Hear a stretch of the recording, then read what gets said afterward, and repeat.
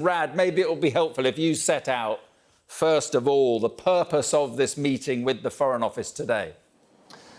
When David Lammy came into power last summer, Mark, he committed to this family to order an inquiry into how they were treated by the then Conservative government back in 2019. And your viewers will remember that this family were abandoned by Boris Johnson's government. And we knew from the outset that something was going terribly wrong in the Foreign Office.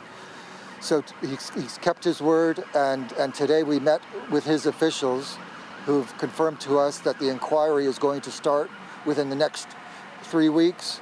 He's told us who the chair of the inquiry is going to be, Dame Anne Sacoolas, and she's going to do a rapid piece of work because we just want Mark to leave a legacy for Harry, that what we went through, what I went through as their neighbor, never happens to another family again. And David Lammy recognized that institution, the FCDO as it's now called, needs to change in terms of how it reacts to victims in these circumstances when they go to the government for help, because this family were kicked in the stomach when Harry died.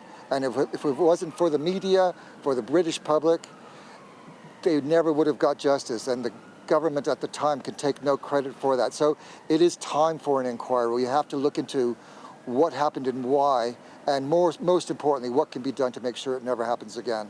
Right. Now, Charlotte, your relationship with the Foreign Office has been very difficult over the years. I mean, they had to apologise, I think, at one stage for the way they were treating the case. How did the relationship become so sour, do you think?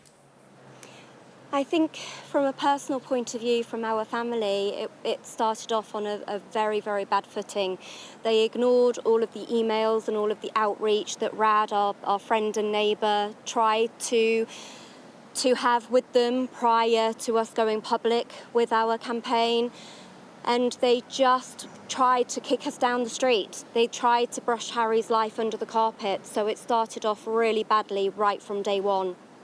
And what are you hoping that this review will achieve? You're pleased about the review, but what do you hope to get out of it?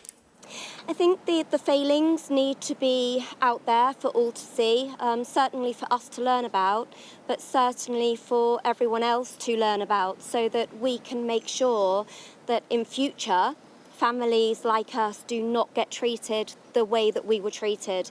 And thankfully, with the Labour government on our side and willing to hold this with this review, I think we'll be able to add another feather to Harry's legacy bow and make sure that we can be rest assured at night that the next family get treated with a lot more respect than what we did.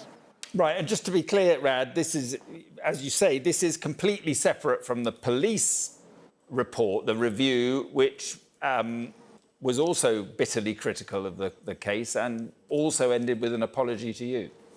That's right, Mark. Last week, a report was published into how Northamptonshire police handled Harry's case and treated this family.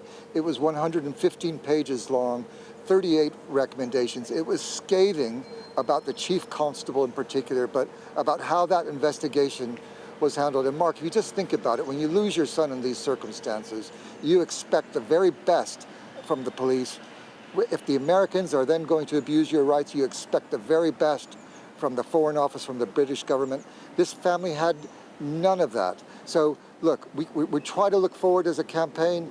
We want to make sure this never happens again. We're just very grateful to David Lammy for ordering this inquiry, because it's long overdue. And look, let's just hope it never happens again. And Charlotte, you're pursuing these reviews. You're trying to get to the truth about what happened with the police, with the government, and so forth. Just give us a sense of the strain that this is having on you. Oh my goodness, it's very hard to put into words. You really struggle with trying to find time to properly grieve. And yes, the campaign has given me a vehicle, an avenue for my grief. But at the same time, there is so much work that goes on behind the scenes of all of these inquiries we're having done, it takes a lot of time, it takes a lot of resilience, it takes a lot of energy that sometimes you just haven't got. But when you've got your son at the heart of it and your living son, his twin, at the heart of that as well, you always find the fire in your tummy to just keep going, because there's just no way that we were going to sit and accept how we were being treated, because I couldn't live with myself if the next family got treated the way we did. These answers are vitally important, because we need to know and be reassured that what happened to us won't happen again. And without the media support, without the support from our country and many countries abroad, without the advocacy that RAD has given us, we wouldn't be where we are. But it's vital that these answers are given to us. Okay. Absolutely vital. Okay, Charlotte, I appreciate you coming on, and both of you, Rad and Charlotte, thank you very much indeed. Thank Thanks, you. Mark.